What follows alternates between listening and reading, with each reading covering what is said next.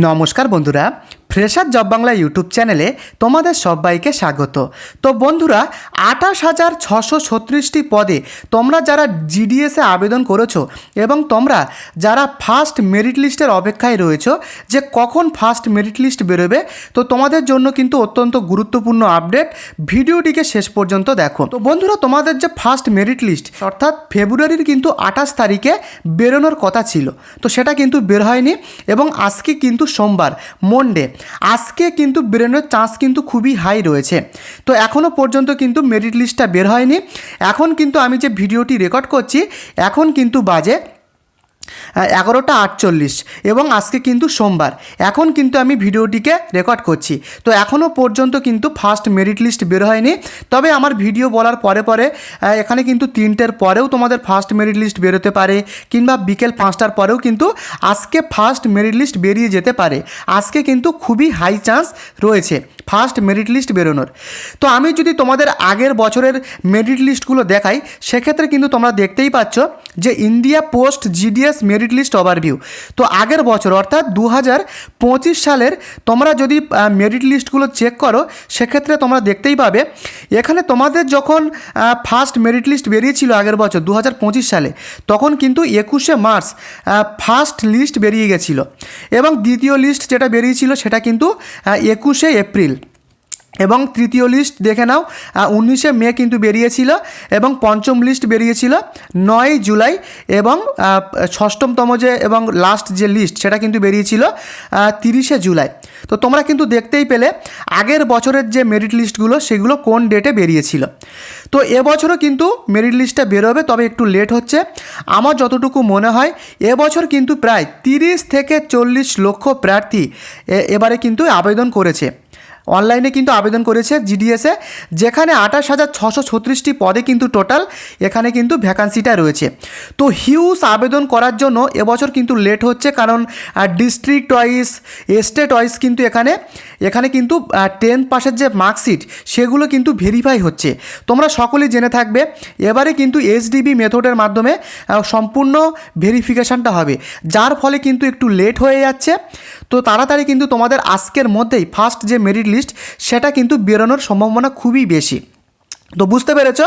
তো এবার আমি তোমাদেরকে জানাবো যে মেরিট লিস্টে তোমাদের যারা ফার্স্ট লিস্টে তোমাদের যাদের নাম আসবে, কেমন কাট আপ যেতে পারে এবছরে, কেমন কাট আপ যেতে পারে এবছরে, সেটা তোমরা আগে ভালোভাবে দেখে নাও, অত্যন্ত গুরুত্বপূর্ণ। তো আমি তোমাদেরকে এক্সাম্পল হিসাবে দেখাচ্ছি আগের বছরের অর্থাৎ 2025 সালের ফার্স্ট যে মেরিট লিস্ট তার কিন্তু আমি দেখাচ্ছি কত কাট আপ গেছিলো। তো তোমরা দেখে নাও, আমি কিছুটা স্ক্রল ডাউন করে তোমাদেরকে দেখাই। আমি যদি তোমাদের বাঁকুড়া ডিভিশনে দেখাই, তবে সেক্ষেত্রে কিন্তু তোমরা দেখতেই পাচ্ছ এখানে যারা এসসি, আমি প্রথমে এসসি কাস্টটা দেখাচ্ছি, যারা এসসিতে যারা আবেদন করেছিল তাদের কিন্তু কাট আপ গেছিলো 99 এবং 98.6%। দেখতেই পাচ্ছ দুটো বিও, এই বিওতে যারা আবেদন করেছে তাদের কিন্তু কাট আপ গেছে 99, এবং যারা এই বিওতে যারা আবেদন করেছে তাদের কাট আপ গেছে 98.6। তো বুঝতে পেরেছ? আবার আরেকটা জিনিস দেখে নাও, যারা ইউআর ক্যাটাগরি, যারা এসসি, যারা জেনারেল ক্যাটাগরিতে আবেদন করেছিল তাদের কিন্তু গেছিলো 97.85, এই বিওতে যারা আবেদন করেছিল। দেখতে পাচ্ছ এখানে কিন্তু বিভিন্ন রকমের ফারাক রয়েছে, অর্থাৎ বিও অনুযায়ী কিন্তু এখানে কাট আপ কিন্তু আলাদা আলাদা রয়েছে। তো আমি আরও কিছুটা স্ক্রল ডাউন করে তোমাদেরকে আরও নিচে নিয়ে আসি। আমি যদি তোমাদের বারাসাত ডিভিশনটা দেখাই, এখানে কিন্তু দেখতে পাচ্ছ প্রচুর ডিভিশন রয়েছে, বারাসাত ডিভিশনের কিন্তু প্রচুর ডিভিশন রয়েছে। তো তোমরা দেখতেই পাচ্ছ, আমি তোমাদের যদি দেখাই যে এসটি ক্যাটাগরি যারা রয়েছে তাদের কাট আপ কেমন গেছিলো আগের বছরে, দেখে নাও 97.2 কাট আপ গেছিলো। এটা কিন্তু ফার্স্ট মেরিট লিস্টের কথা বলছি, এটা কিন্তু যেটা দেখতে পাচ্ছ এই বিওতে কিন্তু গেছিলো এসটি ক্যাটাগরির এই কাট আপ কিন্তু গেছিলো। আচ্ছা, এবারে আমি যদি আরও কিছুটা স্ক্রল ডাউন করি, এবারে আমি দেখাই তোমাদের বারুইপুর ডিভিশনে কেমন কাট আপ গেছিলো। তোমরা দেখতেই পাচ্ছ এখানে যারা ওবিসি ক্যাটাগরিতে আবেদন করেছিল তাদের কাট আপ গেছিলো কিন্তু 97 এই বিওতে। আবার তুমি যদি দেখো যারা ইউআর ক্যাটাগরি অর্থাৎ যারা জেনারেল ক্যাটাগরি, একটা বিওতে কিন্তু 100 গেছিলো, আর একটা দেখে নাও 98.6। তো দেখতেই পাচ্ছ কিন্তু বিভিন্ন বিও অনুযায়ী কিন্তু আলাদা আলাদা কিন্তু কাট আপ কিন্তু গেছিলো। তো এইভাবে কিন্তু প্রচুর কাট আপ গেছিলো, তোমরা কিন্তু দেখতেই পাচ্ছ। আবার যদি তোমাদেরকে কিছুটা স্ক্রল ডাউন করি বারুইপুর ডিভিশনে যদি তোমাদেরকে দেখাই, এখানে দেখো যে দক্ষিণ আলিপুর বিও, এখানে যে কাট আপটা গেছিলো যারা ওবিসি তাদের কিন্তু 97.25 এই কাট আপ কিন্তু গেছিলো। আবার তুমি যদি দেখো যে দক্ষিণ দুর্গাপুরের যারা এবিপিএম, এটা কিন্তু বিপিএমটা আমি তোমাদেরকে দেখালাম, এবং যারা এবিপিএমে যারা আবেদন করেছিল তাদের কাট আপ কিন্তু গেছিলো 96.375। তো আমি তোমাদেরকে ভিডিওতে আগে যত ভিডিও আমি তোমাদেরকে বলেছিলাম যাদের নাম্বার কম তারা কিন্তু ফার্স্টে এবিপিএমকে রাখবে এবং পরে বিপিএমকে রাখবে। তো দেখতেই পাচ্ছ এখানে কিন্তু সেই কাট আপগুলো কেমন গেছিলো তোমরা দেখতেই পাচ্ছ। এটা কিন্তু বারুইপুর ডিভিশনের আমি তোমাদেরকে দেখালাম। আরও কিন্তু প্রচুর ডিভিশন রয়েছে, আমি তোমাদেরকে স্ক্রল ডাউন করে যদি দেখাই বীরভূম রয়েছে, এছাড়া বর্ধমান রয়েছে। আচ্ছা আমি তোমাদেরকে বর্ধমানটা দেখাই। বর্ধমানে দেখো কত কাট আপ কম গেছিলো আগের বছরে। তো যাদের এসটি ক্যাটাগরি, যারা এসটি ক্যাটাগরিতে দীঘা বিওতে যারা এবিবিএম পোস্টে আবেদন করেছিল তাদের কিন্তু কাট আপ গেছিলো 91.85, দেখতেই পাচ্ছ।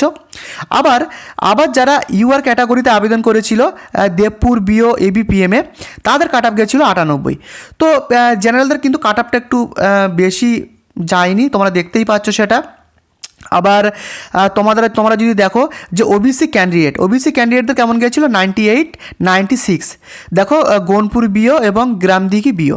তো তোমরা কিন্তু দেখতেই পাচ্ছ, তোমাদেরকে আমি একটা ধারণা দিচ্ছি এই ভিডিওর মাধ্যমে যে কেমন কাট আপ তোমাদেরকে যেতে পারে। আবার দেখো আমি তোমাদের যদি এসসি ক্যাটাগরি দেখাই সেক্ষেত্রে দেখতে পাচ্ছ কত ফারাক। তো এখানে দেখো এই যে চাকুলিয়া যে বিও, এই বিওতে যারা আবেদন করেছিল এসসি ক্যাটাগরি তাদের কিন্তু 97 গেছিলো, এবং এবিপিএমে এই চানক বিওতে গেছিলো 95।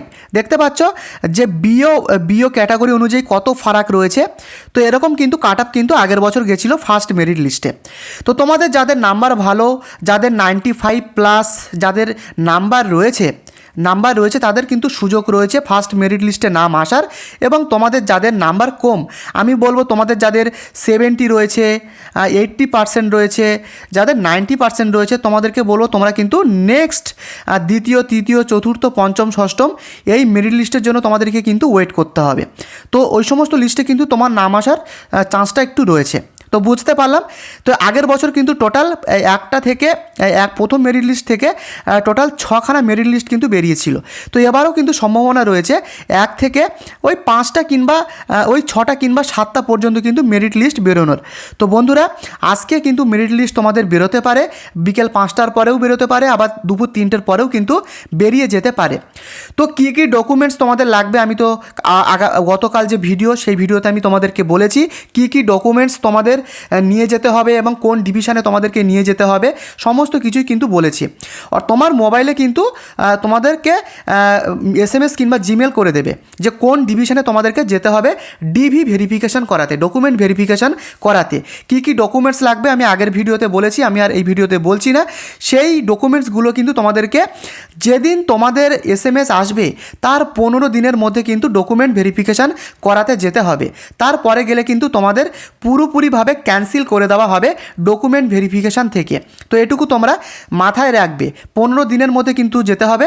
তো আমি তোমাদেরকে বলবো, যেটা সাজেস্ট করব, তোমরা সাথে পরের দিনই কিন্তু ডকুমেন্ট ভেরিফিকেশান করাতে চলে যাবে।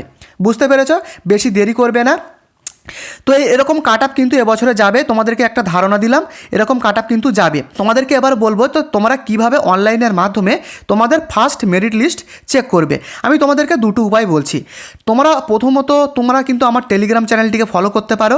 আমি কিন্তু যখনই ফার্স্ট মেরিট লিস্ট বেরোবে সবার আগে আমি কিন্তু ফার্স্ট লিস্টের মেরিট লিস্ট দিয়ে দেবো আমার টেলিগ্রামে। এছাড়াও অনলাইনের লিঙ্কও কিন্তু আমি কিন্তু প্রোভাইড করে দেবো। তো তোমরা কিভাবে অনলাইনের মাধ্যমে দেখবে তার জন্য কিন্তু তোমরা গুগলে গিয়ে সার্চ করবে যে পোস্ট অফিস জিডিএস, সেখানে কিন্তু ফার্স্ট অপশানে ক্লিক করলেই তোমরা ফার্স্ট মেরিট লিস্টের কিন্তু অপশান পেয়ে যাবে যখন ফার্স্ট মেরিট লিস্ট পাবলিশড হবে। আশা করি তোমাদেরকে আমি বোঝাতে পারলাম। তো বন্ধুরা এই ছিল কিন্তু আজকের জিডিএসের গুরুত্বপূর্ণ আপডেট। ভিডিওটি তোমাদের ভালো লাগলে অবশ্যই ভিডিওটিকে লাইক করে দিও। আর তোমরা কোন কোন ডিভিশনে আবেদন করেছো এবং তোমার কত পার্সেন্টেজ অবশ্যই আমাকে কমেন্টে লিখে জানিও। কোনো রকম কোয়ারিজ থাকলে সেটাও আমাকে লিখে জানিও। আজকের মতো এই পর্যন্ত।